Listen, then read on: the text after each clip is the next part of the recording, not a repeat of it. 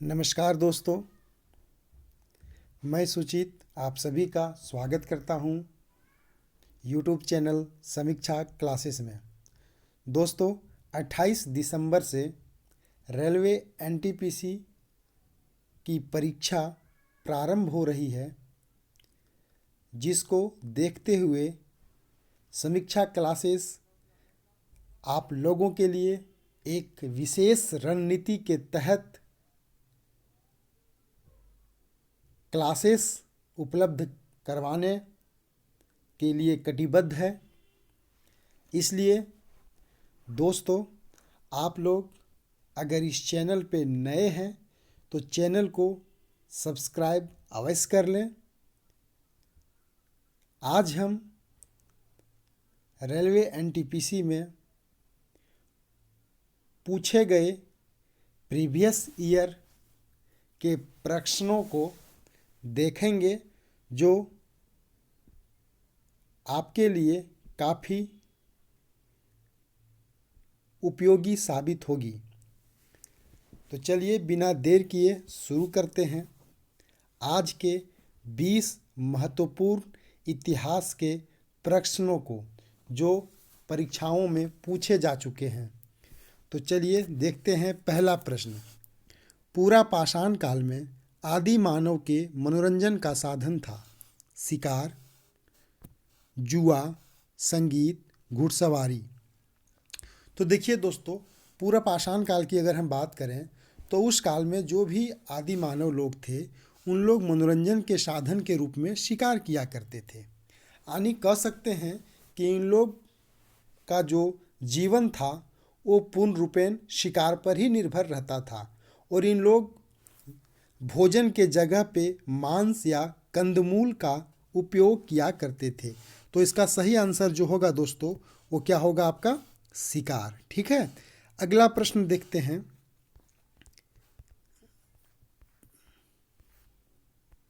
अगला प्रश्न है कि नवपाषाण काल के लोगों के द्वारा पाला गया प्रथम पशु था। ऑप्शंस हैं ए भेड़, बी बकरी, सी कुत्ता, डी घोड़ा। तो इसका जो सही आंसर होगा दोस्तों, वो होगा आपका भेड़। क्या होगा? तो भेड़ होगा। इसके बारे में थोड़ा सा डिटेल में हम लोग जान लेते हैं कि अगर हम बात करें कि मानव के द्वारा पशुओं को पालन करने का जो शुरुआत हुआ था, वो शुरुआत आपका मध्य पाषाण काल से ही प्रारंभ हो चुके थे, और मनुष्यों ने सबसे पहले कुत्ता को अपना पालतू बनाया था। लेकिन यहाँ पे प्रश्न पूछा जा रहा है नवपाषाण काल के बारे में। तो अगर हम नवपाषाण काल की बात करें तो नवपाषाण काल के लोगों के द्वारा पाला गया पशु कौन सा था? भेड़ था। तो अगर प्रश्न आ जाए कि मनुष्यों के द्वारा पाला गया प्रथम पशु कौन था, तो वो होगा क्या? आपका कुत्ता होगा। ठीक है, और दूसरा जो पशु था, दूसरा जो जानवर था, वो कौन था? भेड़ था। क्लियर? अब आगे अगला प्रश्न देखते हैं कि सबसे पहले कौन सा हड़प्पा कालीन स्थल खोजा गया था। ऑप्शंस है हड़प्पा, मोहनजोदड़ो, लोथल, सुतका गेंडोर। तो इसका जो सही आंसर होगा दोस्तों, वो होगा आपका क्या? हड़प्पा। ठीक है, क्या होगा? हड़प्पा होगा। इसमें थोड़ा सा डिटेल में आप लोगों को हम बता दें कि सबसे पहले जो हड़प्पा कालीन स्थल को खोजने का जो कह सकते हैं कि प्रारंभ हुआ था, वो शुरुआत की गई थी 1921 में दयाराम साहनी के नेतृत्व में। और ऐसा पहला स्थल जो था वो था पश्चिमी पंजाब के हड़प्पा नामक स्थल में। वो उत्खनन हुए थे और जहाँ से हड़प्पा सभ्यता का पता चला था।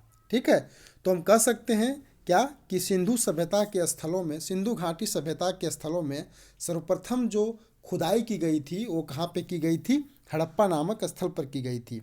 और इसी कारण से उस सभ्यता का नाम, सिंधु सभ्यता का नाम क्या पड़ा? हड़प्पा सभ्यता। अगला प्रश्न देखते हैं। सिंधु घाटी सभ्यता अनार्य सभ्यता थी, क्यों? देखिए, एक हम लोग पढ़ते हैं आर्य के बारे में और दूसरा पढ़ते हैं अनार्य के बारे में। यहाँ पे पहले हम देख लेते हैं ऑप्शंस में क्या क्या दिया हुआ है। तो ऑप्शंस है, यह एक शहरी सभ्यता थी, इसकी लिपि चित्रात्मक थी, इसकी अर्थव्यवस्था का आधार कृषि था, इसका विस्तार नर्मदा नदी घाटी तक था। तो देखिए प्रश्न पूछ रहा है कि सिंधु घाटी सभ्यता अनार्य सभ्यता थी, क्यों? तो देखिए अगर हम आर्य की बात करें तो आर्य लोगों का जो संबंध रहा था वो केवल ग्रामीण क्षेत्रों से रही थी, ग्रामीण सभ्यता से रही थी। लेकिन हम लोग जानते हैं कि सिंधु घाटी सभ्यता जो थी वो एक शहरी सभ्यता थी, तो इसलिए हम कह सकते हैं कि यह एक अनार्य सभ्यता थी। इसलिए इसका जो आंसर होगा वो सही क्या होगा आपका, यह एक शहरी सभ्यता थी। समझ गए? क्यों? क्योंकि आर्य सभ्यता के जो लोग थे, आर्य लोग जो थे, उन लोग केवल गांवों में रहना पसंद करते थे, उनकी सभ्यता गांवों पे टिकी होती थी, और इसलिए हम कह सकते हैं कि सिंधु घाटी सभ्यता जो एक शहरी सभ्यता है, इसके पीछे का जो मत है वो यह है कि यह एक अनार्य सभ्यता थी। क्लियर? अब अगला प्रश्न देखते हैं। हड़प्पा की सभ्यता निम्नलिखित से संबंधित है। तो देखिए ऑप्शन हैं कांस्य युग, नवपाषाण युग, पुरापाषाण युग, लौह युग। तो इसका जो सही आंसर होगा वो होगा कांस्य युग। ठीक है, यानी हम कह सकते हैं क्या कि हड़प्पा सभ्यता का संबंध जो था वो कौन से युग से था, कांस्य युग से। अगर हम बात करें कांसा के बारे में तो कांसा जो होता है एक मिश्र धातु है जिसका निर्माण होता है टीन और तांबे को मिला करके किया जाता है। ठीक है, और इस युग की जो प्रमुख धातु थी वो कौन सी थी, कांसा थी, और इसी कारण से हम लोग इस सभ्यता को क्या कहते हैं, कांस्य युगीन सभ्यता कहते हैं। क्लियर? अगला प्रश्न देखते हैं। सिंधु घाटी सभ्यता के लोग पूजा करते थे। ऑप्शन है विष्णु, ब्रह्मा, इंद्र और वरुण, पशुपति। तो सिंधु सभ्यता के लोग जो पूजा करते थे, इन लोग प्रायः पशुपति की पूजा किया करते थे। ऐसा क्यों? तो मोहनजोदड़ो की जब खुदाई हुई थी, मोहनजोदड़ो का जब पता चला था तो वहाँ पे खुदाई के समय पशुपति की मूर्ति मिली है, और उस मूर्ति में भगवान शिव की आकृति जैसा चित्र मिला है। और जो भी इतिहासकार लोग हैं उन लोगों ने एक निष्कर्ष निकाला। क्या निकाला? कि यह जो तत्कालीन समाज था मोहनजोदड़ो का, यानी सिंधु घाटी सभ्यता का, वहाँ पे लोग जो हैं वो पूजा के रूप में किसकी पूजा करते थे, पशुपति की। तो इसका सही आंसर क्या होगा आपका दोस्तों, पशुपति। क्या होगा? पशुपति। ठीक है, यानी सिंधु घाटी सभ्यता के लोग पूजा करते थे किसका, पशुपति के। अब अगला प्रश्न देखते हैं। हड़प्पा संस्कृति की मुद्राओं एवं पक्की मिट्टी की कलाकृतियों में किस पशु का चित्रण नहीं किया गया है? क्वेश्चन ध्यान से सुनिएगा। हड़प्पा संस्कृति की मुद्राओं एवं पक्की मिट्टी की कलाकृतियों में किस पशु का चित्रण नहीं किया गया है? ठीक है, तो ऑप्शन हैं गाय, हाथी, गेंडा, बाघ। तो देखिए जब हड़प्पा संस्कृति का पता चला था, जब वहाँ से बहुत सारी चीज़ें पाई गई थी, तो उसमें एक मुहर मिला था जिसमें पद्मासन मुद्रा में त्रिमुखी जोगी चित्रित थी। ठीक है, और जिसके दाहिनी ओर हाथी था, उसमें बाघ भी था, गेंडा भी था, भैंसा भी था और हिरण भी था। और इस कारण से वहाँ पे अगर देखा जाए तो उसमें अगर देखें तो गाय कहीं नहीं मिला है। ठीक है, गाय कहीं नहीं मिला है। तो इससे हम यह कह सकते हैं कि हड़प्पा संस्कृति की मुद्राओं जो पाई गई थी, पक्की मिट्टी कलाकृतियाँ जो मिली थी, उसमें गाय का चित्रण नहीं किया गया है। किसका चित्रण नहीं किया गया है? तो गाय का चित्रण नहीं किया गया है। हाथी का चित्रण मिलता है, गेंडा का भी मिलता है और बाघ का भी मिलता है। अगला प्रश्न है, सिंधु घाटी सभ्यता के लोगों की मुद्रा में किस देवता की आकृति चित्रित थी? ऑप्शन है पशुपति, इंद्र, विष्णु, वरुण।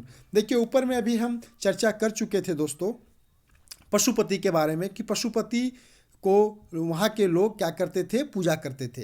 तो यहाँ भी इसका जो सही आंसर होगा वो क्या होगा, पशुपति ही होगा। ठीक है, क्या होगा, पशुपति होगा। यानी सिंधु घाटी सभ्यता के लोगों की जो मुद्रा थी उस पर पशुपति देवता का चित्र अंकित होता था। क्लियर? अब पशुपति के बारे में थोड़ा सा हम आप लोग को बता दें कि मोहनजोदड़ो से जब वहाँ पे खुदाई हुई थी तो वहाँ पे एक मुहर मिला था जिसको हम लोग सील भी बोलते हैं, और उसमें 3 मुख वाला एक पुरुष ध्यान की मुद्रा में बैठा हुआ है। यानी एक मनुष्य का, एक पुरुष का आकृति दिखता है जो एकदम ध्यान की मुद्रा में बैठा हुआ है, और उसके सर पे जो है वो 3 सिंह है। ठीक है, उसके बाईं ओर एक गेंडा, दाहिनी ओर भैंसा, हाथी आदि हैं, और इसी को इन लोग क्या कहते हैं, पशुपति। और ऐसा कहा जाता है कि यह जो पशुपति है वो शिव का ही एक रूप इन लोग मानते हैं।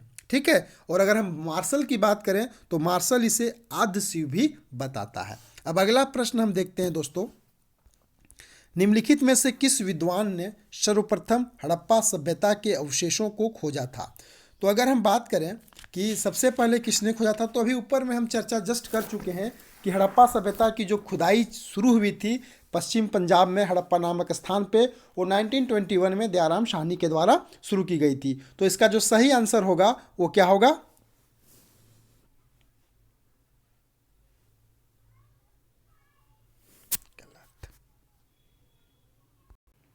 अगला प्रश्न जो है दोस्तों उसको हम लोग देखते हैं कि निम्नलिखित में से किस विद्वान ने सर्वप्रथम हड़प्पा सभ्यता के अवशेषों को खोजा था।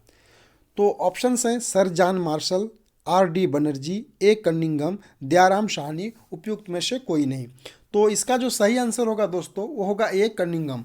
कैसे, क्यों, तो अलेक्जेंडर कनिंघम के द्वारा ही 1853 में और 1873 में हड़प्पा का सर्वेक्षण किया गया था और वो कुछ वस्तुओं को प्राप्त किए थे। ठीक है, तो सही आंसर क्या होगा, ए कनिंघम। क्या होगा, ए कनिंघम। ठीक है। अगला प्रश्न है, भारतीय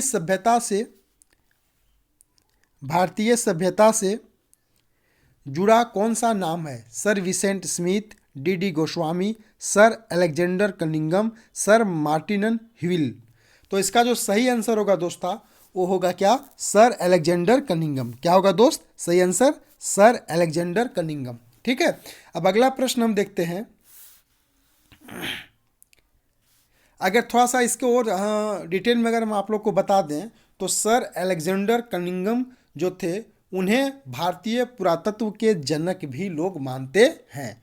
और इन्होंने क्या किया था, तो जो भी भारत के प्राचीन स्थल थे, जो स्तूप थे, जो भवन थे, उसका इन्होंने निरीक्षण किया था और भारतीय पुरातत्व सर्वेक्षण की स्थापना में अपना एक अहम भूमिका अदा की थी। कौन, तो सर अलेक्जेंडर कनिंघम। अगला प्रश्न है, सिंधु घाटी सभ्यता और वैदिक सभ्यता में प्रमुख अंतर है। ऑप्शंस हैं, पहली नगरीय थी जबकि दूसरी ग्रामीण। सेकेंड ऑप्शन है, पहली व्यापार को महत्व देती थी जबकि दूसरी धर्म को। तीसरा है, पहली अहिंसा में विश्वास करती थी जबकि अहिंसा के संदर्भ में दूसरी सभ्यता का कोई विशेष नियम नहीं था। डी नंबर ऑप्शन जो है, पहली सभ्यता में पीपल वृक्ष की पूजा होती थी जबकि दूसरी में बरगद की।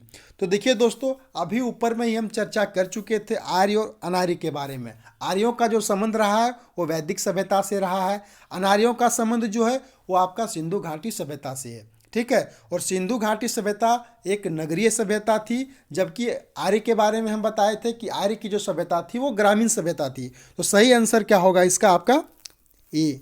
ठीक है, यानी क्या कि सिंधु घाटी सभ्यता एक नगरीय सभ्यता थी, एक शहरी सभ्यता थी, और वैदिक सभ्यता जो थी वो आपका क्या था, ग्रामीण सभ्यता था। चलिए अब आगे देखते हैं अगला प्रश्न, सिंधु घाटी सभ्यता विकसित हुई थी। ऑप्शन है 5000 से लेकर के 3500 ईसा पूर्व के दौरान, 3000 से लेकर के 1500 ईसा पूर्व के दौरान, 2500 से लेकर के 1750 ईसा पूर्व के दौरान, और 1500 से लेकर के 500 ईसा पूर्व के दौरान।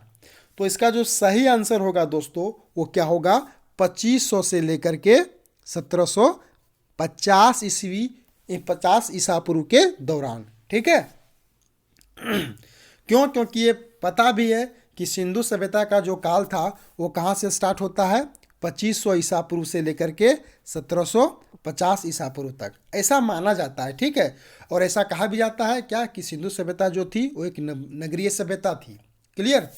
चलिए आगे देखते हैं, सिंधु घाटी सभ्यता की लिपि थी। ऑप्शंस हैं ब्राह्मणी, द्रविडियन, हड़प्पा। अभी तक सही से पहचान नहीं हो पाई है। तो इसका जो सही आंसर होगा दोस्तों वो क्या होगा कि अभी तक इसकी सही से पहचान नहीं हो पाई है। यानी सिंधु घाटी सभ्यता की लिपि के बारे में अभी तक लोगों को मालूम नहीं चल पाया है। ऐसा क्यों, क्योंकि वहाँ की जो लिपि थी वो एक चित्रात्मक लिपि, वहाँ पे उस चित्रात्मक लिपि का प्रचलन था। कहाँ पे, सिंधु घाटी सभ्यता में। और इस लिपि में जो था वो लगभग 400 अक्षरों का प्रयोग किया गया था जिसे आज तक कोई पढ़ नहीं सका है, और इसलिए इस सभ्यता को आद्य ऐतिहासिक सभ्यता के वर्ग में रखा जाता है। यानी आद्य ऐतिहासिक सभ्यता का मतलब वो सभ्यता होता है जिसको पढ़ा नहीं जा सकता है। ठीक है, अगला प्रश्न देखते हैं। निम्नलिखित में से मृतकों का टीला नाम से जाना जाता है। मृतकों के टीला के नाम से जाना जाता है हड़प्पा, मोहनजोदड़ो, कालीबंगा, बनवाली। तो देखिए इसका सही आंसर जो होगा दोस्तों वो होगा क्या, आपको मोहनजोदड़ो होगा। क्या होगा, मोहनजोदड़ो। ठीक है, यानी मोहनजोदड़ो जो है इसका अगर हम अर्थ देखें तो अगर हम सिंधी भाषा में इसके अर्थ को जानने की कोशिश करेंगे तो मोहनजोदड़ो का मतलब होता है मृतकों का टीला। ठीक है, अब अगला प्रश्न देखते हैं। मोहनजोदड़ो कहाँ स्थित है? ऑप्शंस है पंजाब, सिंध, गुजरात, उत्तर प्रदेश।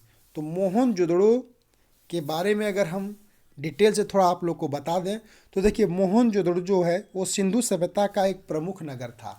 यानी सिंधु सभ्यता में जो भी शहर थे, जो भी नगर थे, उसमें एक मोहनजोदड़ो भी क्या था, प्रमुख नगर था। और यह अगर मोहनजोदड़ो की वर्तमान स्थिति के बारे में देखें तो यह सिंध प्रांत यानी पाकिस्तान का जो एक जिला है लरकाना वहाँ पे स्थित है। और मोहनजोदड़ो की खोज के बारे में अगर देखें तो मोहनजोदड़ो की खोज जो है वो 1922 ईस्वी में राखल दास बनर्जी के द्वारा की गई थी। ठीक है, अगला प्रश्न देखते हैं। हड़प्पा कालीन सभ्यता का विशाल कोठार अनाज संग्रह करने का स्थान कहाँ मिला है? यानी देखिए विशाल कोठार का मतलब होता है, कोठार का मतलब ही होता है अनाज संग्रह करने का स्थान, यानी जहाँ पे अनाजों को रखा जाता है, संग्रहित किया जाता है। ऑप्शंस है मोहनजोदड़ो, हड़प्पा, रोपड़, कालीबंगा।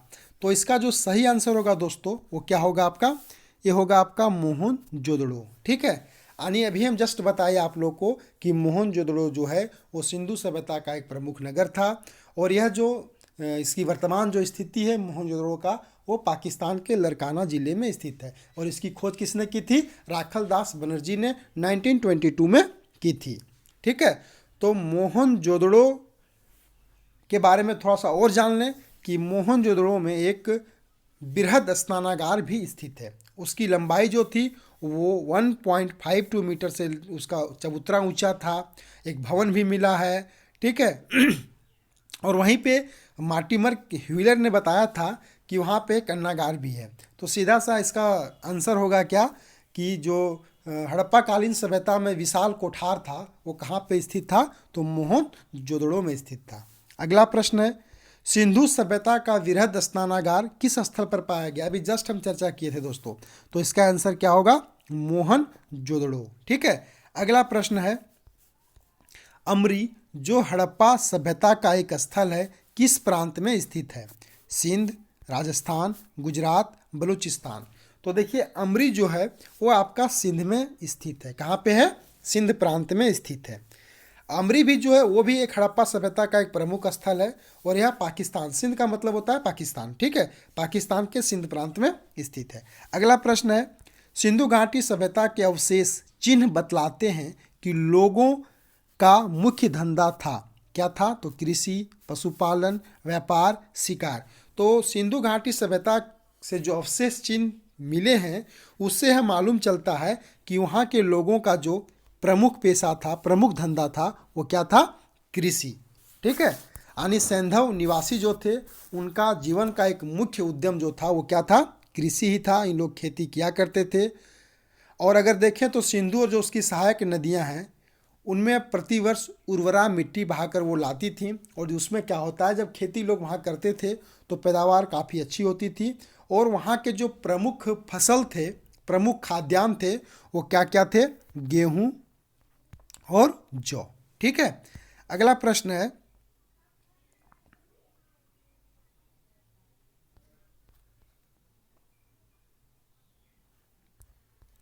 सिंधु घाटी सभ्यता का पतन नगर है।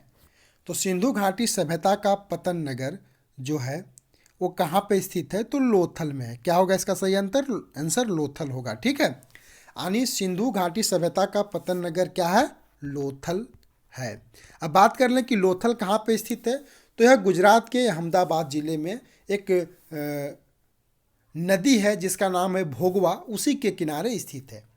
ठीक है, और वहीं पे बंदरगाह होने के साक्ष्य मिले हैं। और अगर हम बात करें लोथल का, तो इसकी जो खोज थी वो किसने किया था? S.R.